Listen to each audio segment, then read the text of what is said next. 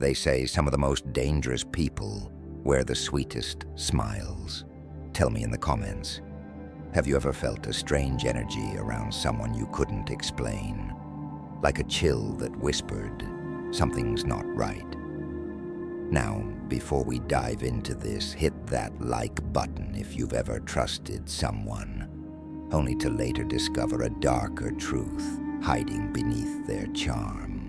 Your like isn't just a click.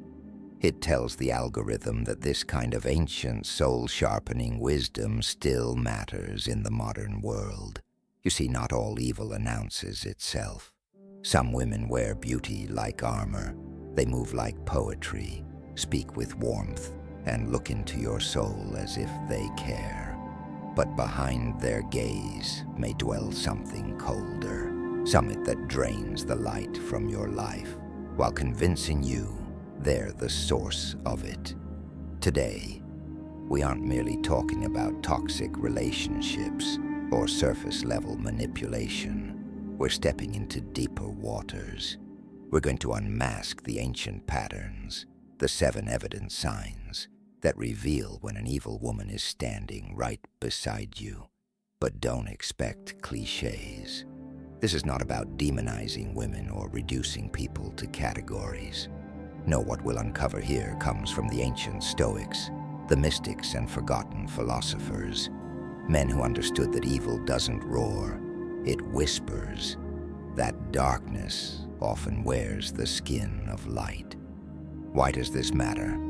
Because your energy, your peace, your direction can be hijacked by someone whose only purpose is to feed off your power. Not everyone around you is meant to walk your path. And some were never human guides to begin with, but spiritual tests in disguise. We'll explore what evil truly looks like when it dresses in affection. We'll examine how these patterns show up in real life, in relationships, friendships, and even in fleeting encounters that leave you spiritually bruised. By the end of this video, you won't just see clearer. You'll feel clearer. You'll understand why ancient teachings warned us to guard our hearts, and why the Stoics said, if you wish to be free, learn to know who binds you with invisible chains. Because sometimes, the greatest enemy is not the one who fights you, but the one who convinces you they love you while slowly stealing your soul. Now take a deep breath and stay with me. What you're about to hear could change the way you see the people around you forever. In the sacred scrolls of ancient Greece and Rome, beneath the marble philosophies and meditations etched into time, there was a warning not often spoken aloud, a truth too sharp for common ears. Evil does not always come with a sword. Sometimes it arrives wrapped in softness, laughter, and allure. The Stoics knew this well. Marcus Aurelius wrote, "The soul becomes dyed with the color of its thoughts. But what if the colors entering your soul are not your own? What if the mind beside you is quietly painting over your truth, stroke by stroke, with their own hidden agenda?" To understand the signs of an evil presence disguised as a woman, we must journey backward to a time when wisdom was not convenience, but survival. In the annals of Egyptian mystery schools, there were teachings hidden behind veils, guarded not because they were secret, but because they were sacred. There, the priestesses warned of energy drainers, beings who cloaked themselves in beauty and affection, only to siphon power from the unguarded heart. These weren't myths. They were archetypes, patterns of energy that transcend time and form. Even in ancient Rome, Stoic masters like Epictetus cautioned against allowing anyone to live inside your mind rent-free. His warning wasn't just practical, it was spiritual. The wrong presence, he believed, could distort your reason, invert your virtue, and make you a slave to emotions that were never truly your own. Seneca, too, wrote of emotional turbulence as a storm that can be stirred not by events, but by people, especially those who understand how to manipulate the wind. He did not trust flattery. He distrusted the charming. Why? Because often beneath the sweetest voice is a spirit that hungers for your confusion and feasts on your uncertainty. There were darker texts, too. Fragments from the Hermetica, Gnostic Gospels, and even the Dead Sea Scrolls that warned of those who appear as light bringers but serve the shadow. In these accounts, evil was rarely monstrous. It was seductive, clever, and elegant. And over again, these teachings pointed to one truth: discernment is the highest spiritual weapon. Without it, even the strongest soul can be misled. The Stoics viewed life as a theater of tests, and among the hardest exams is the one where a soul dressed in kindness enters your life. Not to lift you, but to measure how easily you can be controlled. And if you're not anchored in wisdom, you won't even realize the strings are being pulled until it's too late. But this isn't just philosophy. These are energetic laws. Just as a magnet cannot lie about its pull, an evil spirit, no matter how beautiful the form, cannot help but reveal itself if you know what to look for. And that is exactly what we're about to explore. The next part will begin revealing the first signs, subtle, almost invisible at first glance, but once seen, impossible to unsee. The first sign is silence, not the peaceful kind, but the kind that feels like a spell. Have you ever been in the presence of someone who says little, yet somehow controls everything? Her silence doesn't soothe, it unsettles. You find yourself over-explaining, doubting your words, trying to win her warmth back, though she never truly gave it. This is not mere quietness. It is a weapon, a form of passive dominance that makes you question your own voice. The ancient Stoics warned us. When someone's presence makes your soul shrink instead of expand, they are not a companion. They are a mirror of your own disconnection. But an evil woman understands this dynamic well. She doesn't raise her voice. She lowers yours. Second is the inversion of blame. No matter what occurs, no matter how cruel her behavior, somehow it's always your fault. You apologize for things you didn't do. You carry guilt like a cloak, stitched by her subtle accusations. She crafts narratives with surgical precision, painting herself as misunderstood, as a victim of your flaws. This is gaslighting not just of the mind, but of the spirit. It's an ancient manipulation. In Roman tragedies, women like Medea were written not as monsters, but as masters of emotional sorcery. Stoics observed such figures not to condemn them, but to learn from them, to see how virtue could be twisted into submission by the illusion of love. The third sign is fragmentation of your intuition. When you're around her, your instincts flicker. You start second-guessing your inner voice. You knew what felt wrong, but she talked you out of it. You had boundaries, but she found ways to bend them, sweetly, subtly. Over time, your sense of what's true becomes muddy. This isn't coincidence, it's precision. Evil, the Stoics taught, does not always destroy with violence. Sometimes it corrupts by making you distrust your own compass. And then there's the energy drain, not just emotional fatigue. This is deeper, spiritual exhaustion. You wake up after being with her and feel as though you've been in battle, not with fists, but with unseen forces. Your dreams become clouded, your mind restless, your spirit tired for no reason. She never raised a hand, but something in you has been taken. Ancient philosophers described this as psyche theft, the stealing of soul essence. It was not metaphorical. They believed certain people, whether consciously or not, become conduits for darker energies. They don't just take your time, they harvest your life force. Another unmistakable sign is the manipulation of admiration. She studies you, learns your wounds, your hunger for approval, your insecurities. Then she becomes the answer to all of them. At first, she praises you, elevates you, mirrors your light. But soon that praise becomes a leash. You begin to crave it, and when it's withheld, you feel small. That's the trick. She gives you a taste of heaven, only to control when it's offered again. And finally, there is the mask that never cracks. No matter the chaos around her, she remains eerily composed. Not in a peaceful, stoic way, but in a calculated one. Her calm is not born from inner mastery, but outer manipulation. She knows what to show, when to show it, and to whom. You will never see her scream, but you will see others scream around her. She keeps her hands clean, but chaos follows her like a shadow. Each of these signs alone could be missed.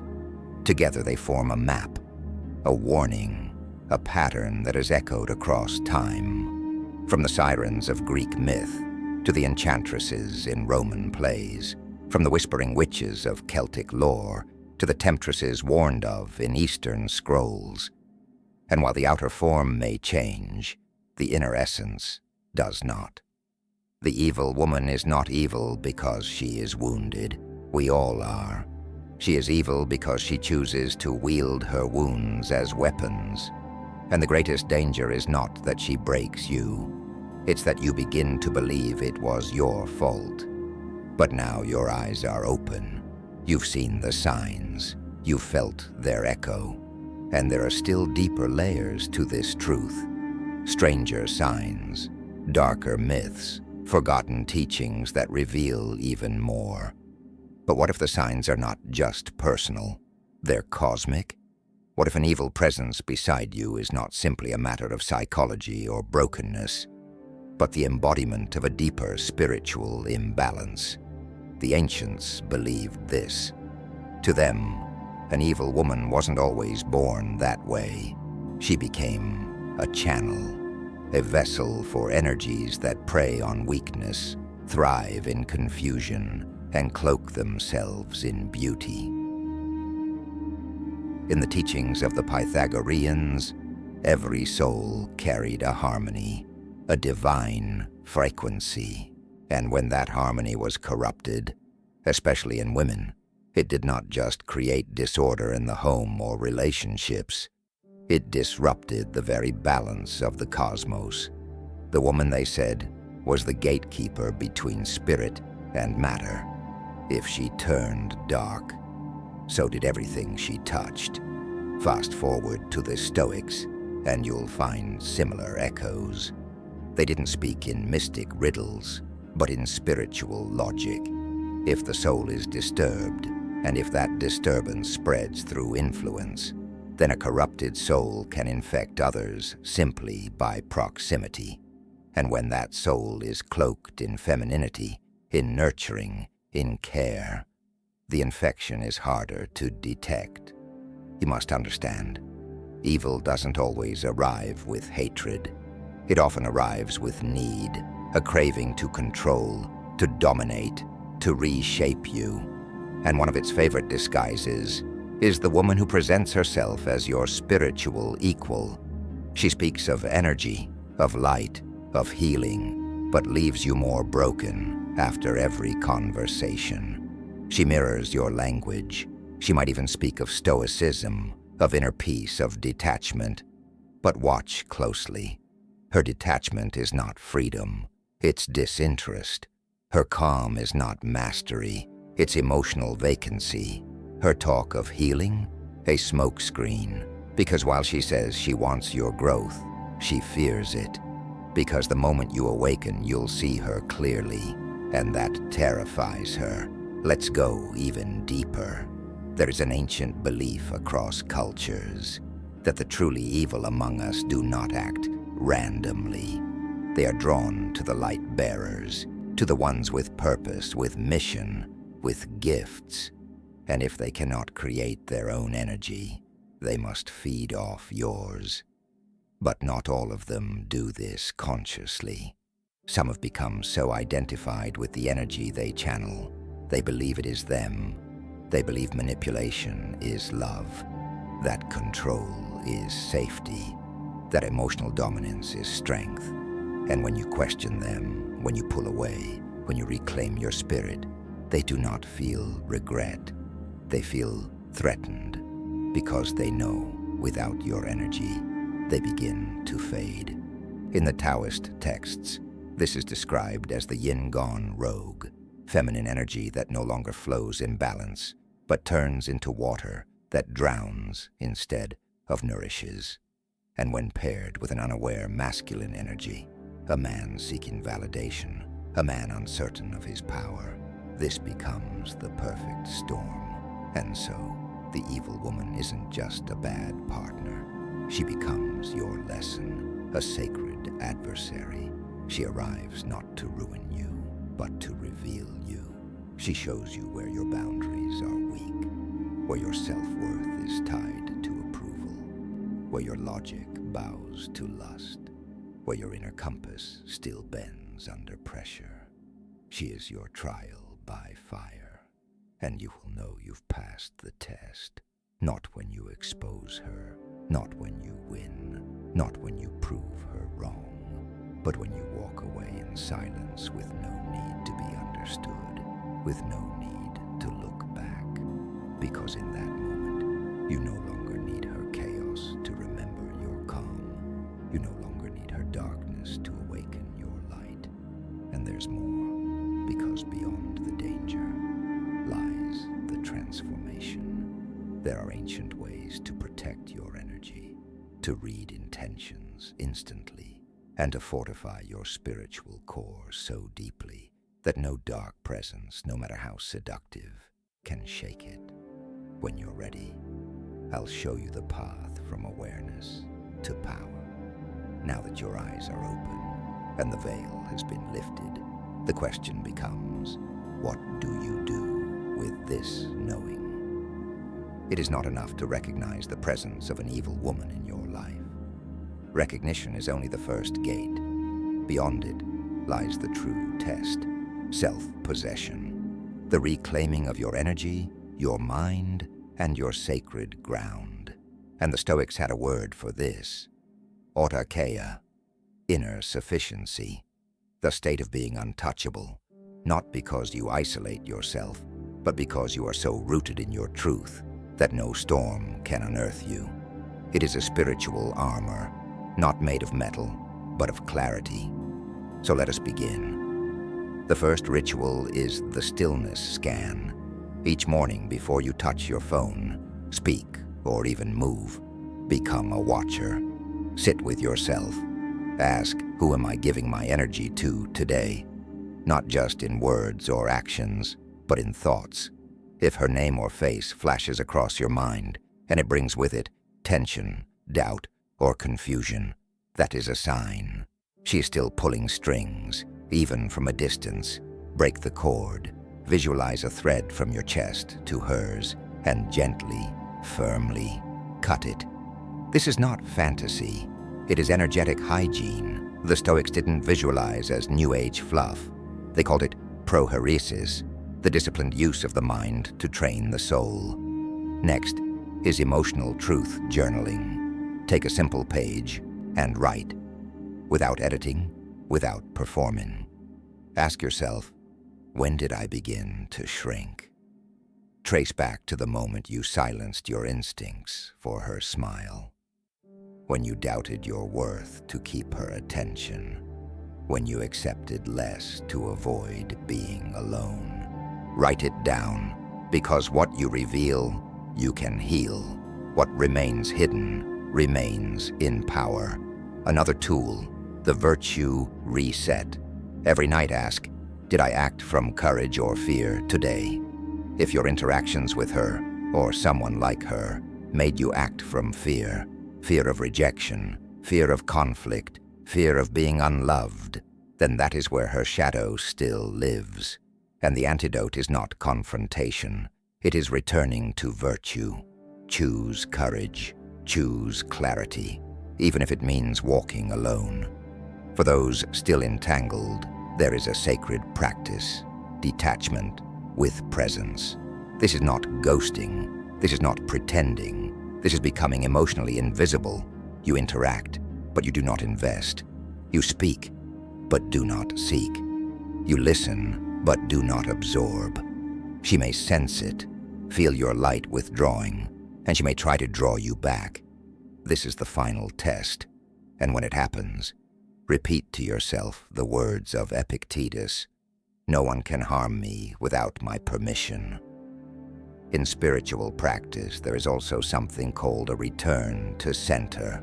It can be a phrase, a breath, a mantra that brings you back when you feel her energy stirring the storm inside. One ancient phrase you can use, "I am not yours." Say it under your breath, feel its power, and if the bond feels too strong, if the emotional fog too thick, go to nature, sit with a stone, watch water, walk barefoot in silence. The earth rebalances what people distort. The evil woman thrives in artificiality, drama, illusion, distraction. Nature strips that away. She cannot follow you into the forest of your own truth. Finally, surround yourself with mirrors of clarity, people who reflect your highest self, not your confusion. Read Stoic texts, yes, but also read yourself. Meditate not to escape, but to listen. Your spirit is not broken, it is bruised, and beneath that bruise is still the flame of discernment, waiting to rise. You must understand this. The goal is not to hate her. That would mean she still has power. The goal is to forget her echo, to return so fully to yourself that her shadow fades, not because you forced it, but because your light no longer feeds it. And in that, you become unshakable. This is not about fearing women. This is about honoring your own sacred space, knowing that not everyone deserves access, that not every open hand is a gift, that some smiles are tests dressed in kindness. And the more you see, the more you bless your own eyes. You are not the same person who began this journey.